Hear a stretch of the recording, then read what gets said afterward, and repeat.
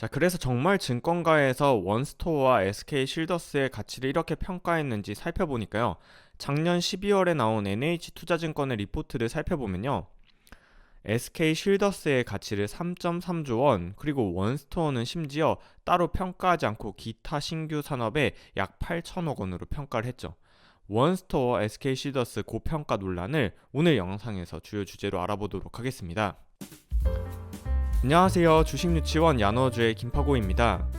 자, 오늘은 5월에 공모주 대여인 원스토어에 대해서 공모가에 대해서 고평가라는 의견과 시장 친화적이라는 의견 두 가지가 있는데요. 이에 대해서 조금 더 구체적으로 알아보고 그래도 미리 준비한다면 어느 증권사의 계좌를 준비해야 하는지까지 알아보도록 하겠습니다. 자, 원스토어는 5월의 첫 번째 대여이죠. 공모주 청약일이 5월 2일에서 3일인데요. 공모 규모가 약 공모가 상당 기준으로 2,800억 원이라는 대여라는 점에서 공모주 투자자들의 기대가 높습니다. 그런데 이러한 원스토어에 대해서 공모가 고평가 논란이 있는데요. 자, 원스토어는 희망 공모가를 34,300원에서 41,700원으로 제시하면서 예상 기업 가치를 공모가 상단 기준으로 1조 1000억을 제시한 상황입니다. 그런데 원스토어의 작년 실적을 살펴보면요. 매출액 2,100억 원에 영업 손실 60억 원 가까이 기록했는데요. 원스토어는 구글 플레이 스토어가 꽉 잡고 있는 앱 마켓 시장의 3위 업체인데 앞서 살펴본 것처럼 기업 가치에 대한 논란이 있습니다. 그래서 오늘 영상에서는 이러한 원스토어의 공모가가 고평가되어 있는지를 자세히 살펴보도록 하고요. 두 번째로 만약에 청약을 한다면 어떤 증권사의 계좌를 미리 준비해야 하는지 살펴볼 텐데요. 사실 공모가 고평가 여부와 상관없이 공모주 투자자가 공모주 청약을 결정할 때 기관의 수요 예측을 가장 크게 참조하게 되는데 기관의 수요 예측 예정일은 4월 25일에서 26일입니다. 이러한 수요 예측 결과를 보고 나서 최종적으로 5월 2일 전에 청약 판단을 할 수 있는데요. 계좌 개설은 그 전에 미리 준비해야겠죠.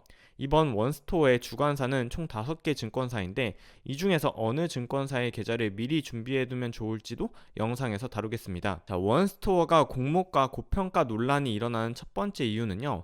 공모가를 산정할 때 비교한 기업이 말이 안 되는 원스토어와는 비교하기 힘들 정도로 규모가 크고 플랫폼 파워가 센 애플과 구글의 모회사인 알파벳 그리고 카카오를 산정했다는 점입니다. 자, 원스토어는 공모가를 산정할 때 PSR을 적용하면서요. 그 PSR 적용 기업으로 애플, 알파벳, 카카오 이 세 개의 PSR 평균인 7.1배를 적용했는데요. 이러한 기업들은 원스토어와 비교 자체가 힘들다는 점을 한눈에도 볼 수 있습니다. 자, 아주 간단하게만 매출액, 영업이익, 당기순이익만 살펴본다 하더라도요. 알파벳과 애플은 매출이 400조와 300조 원에 이르는 엄청난 회사들이고 카카오 역시 당기순이익 기준으로 1.6조 원을 기록해서 왼쪽에 보시는 표의 원스토어의 영업수익 마이너스 60억 원 적자와 알파벳, 애플, 카카오를 비교하는 것은 사실 이해하기는 어려운 비교 대상 산정입니다. 또한 공모가를 산정할 때 이익 지표인 PER이나 EBITDA 지표가 아니라 매출 지표 PSR을 사용한 것도 고평가 논란을 부르는 주요 원인인데요. PSR은 시가총액이 매출액의 몇 배를 나타내는지를 나타내는 수치로 주로 성장성이 높은 기업 그리고 시장의 규모를 빠르게 확장하는 게 중요한 기업에 대표적으로 사용하는데요. 이러한 PSR의 한계점에 대해서도 동일 업종에 속한다 하더라도 회사의 고유한 사업 구성과 시장 점유율, 인력 수준 등에서 당연히 같은 지표를 사용할 수 없습니다. 즉, 구글이 PSR 7배를 적용받는다고 해서 원스토어도 7배를 적용받아야 하는 건 아닌 거죠. 자, 원스토어가 이렇게 PSR을 산정한 이유는요. 앞서 살펴본 것처럼 당기 순이익이 적자인 회사라 PER을 적용할 수 없고 주관사가 평가하기에 매출액 성장률이 높기 때문에 PSR을 산정했다고 밝혔는데요. 만약 이러한 원스토어에 PSR이 아니라 PER이나 EBITDA 지표를 사용하면 어떻게 평가될지 살펴보도록 하겠습니다. 애플은 시가총액이 무려 3천조 원, 알파벳은 시가총액이 무려 2천조 원이 넘는 큰 회사들인데요. 카카오 역시 시가총액이 44조 원이 넘습니다. 자, 이러한 기업들의 PER과 EBITDA 수준을 살펴보면요. 애플, 알파벳, 카카오 모두 PER이 20배에서 30배 사이고요. EBITDA 역시 20배밖에 되지 않습니다.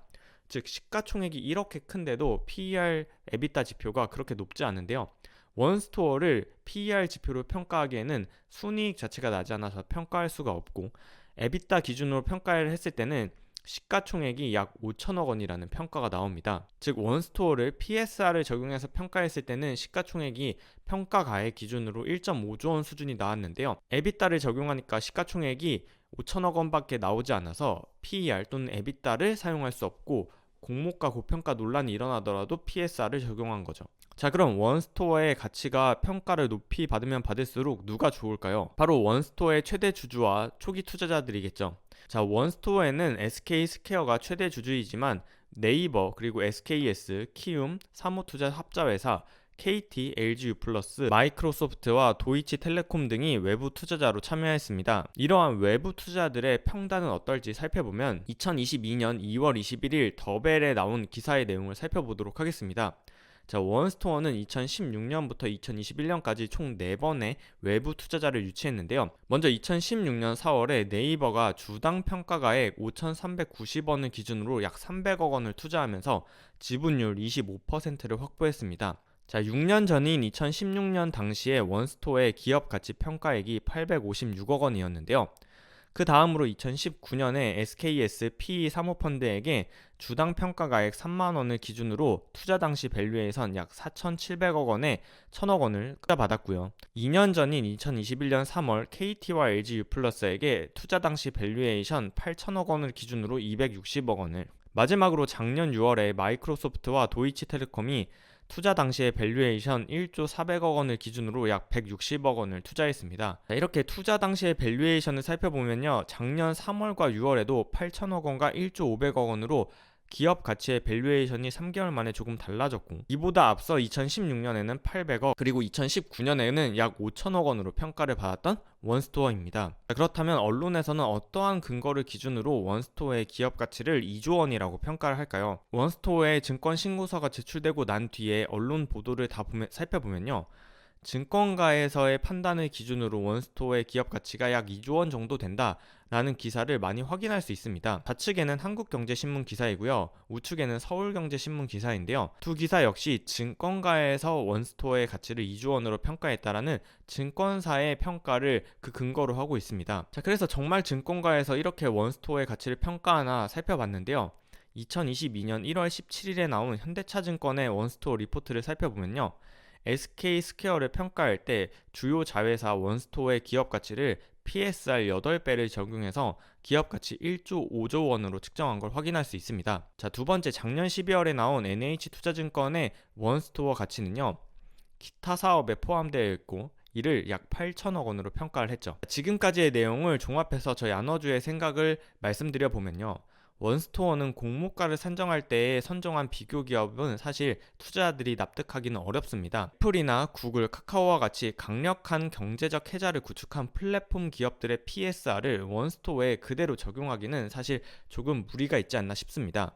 다만 원스토어는요, 기존의 외부 투자자들에게 투자를 끊임없이 유치해 왔는데, 가장 마지막으로 외부 투자를 유치했을 때 마이크로소프트와 도이치텔레콤이 원스토어의 기업 가치를 약 1조 500억 원으로 평가하고 투자를 했다는 점에서 살펴보면 공모가 상단인 41,700원 기준으로 예상 기업 가치가 1조 1,000억 원이라는 수준에서는 가장 최근의 외부적인 투자의 평가를 감안했을 때는 공모에 참여하는 주주들 입장에서는 나쁘지 않은 공모가 산정이 아닌가라고 평가할 수 있겠습니다. 자, 물론 기업 가치를 평가하는 방법에 있어서는 문제가 많았지만요. 자, 그렇다면 이러한 원스토어 기관의 수요 예측은 4월 25일에서 26일에 진행되는데요. 기관의 수요 예측 결과가 나오면 공모가가 확정되고 공모주의 청약을 참여할지 말지를 최종적으로 판단할 수 있기 때문에, 따라서 증권사의 계좌를 미리 준비해두면 좋은데요. 자, 이러한 원스토어는 공모주 666만 주 중에서 일반 청약자에게 25%인 166만 주를 모집하는데요. 우리 사주에 배정된 20% 물량 중에서 직원당 배정 물량이 너무 크기 때문에 미달이 난다면 일반 청약자에게 배정되는 수량이 조금 더 증가할 수 있습니다. 원스토어의 주관사는 NH, KB, SK, 대신 하나금융투자 이렇게 5곳인데요. 이 중에서 배정 수량이 많은 NH투자증권과 KB증권, SK증권의 계좌를 미리 준비해 둔다면 조금 더 원활하게 원스토어의 청약을 대비할 수 있습니다. 자, 참고로 5개 증권사의 최저 등급 기준 청약을 할 수 있는 수량이 다 10,000주가 넘는데요. 하나금융투자만이 일반 고객은 2,000주까지밖에 청약을 할 수 없기 때문에 하나금융투자로는 청약이 많이 몰리지 않을 것으로 예상이 되는 상황입니다. 자, 오늘은 이렇게 원스토어의 공모가 고평가 논란 여부와 청약을 준비한다면 어느 증권사의 계좌를 준비해야 하는지 간단하게 알아보았는데요. 아무래도 4월에는 일반 공모기업이 포바이포밖에 예정되어 있지 않아서 4월 공모주 가뭄은 극심할 것으로 보입니다. 과연 4월의 공모주 가뭄을 5월에 원스토어 그리고 SK실더스가 해소해 줄지 한번 기대를 해봐야겠네요. 자, 오늘 영상은 여기까지입니다. 저희 야너주는 평일 아침 매일 그날의 주요한 경제 뉴스를 야너주 구독자분들과 함께 공부하고 있는데요. 오늘의 경제 뉴스 중에서 투자자가 놓치면 안 될 뉴스를 빠짐없이 정리해 드리니까요. 매일 아침 올라오는 야너주의 경제 뉴스 영상도 많은 시청 부탁드릴게요. 자, 오늘 영상 여기까지입니다. 오늘도 시청해 주셔서 감사드리고요. 저는 다음 영상으로 다시 인사드릴게요. 그럼 다음에 만나요. 안녕.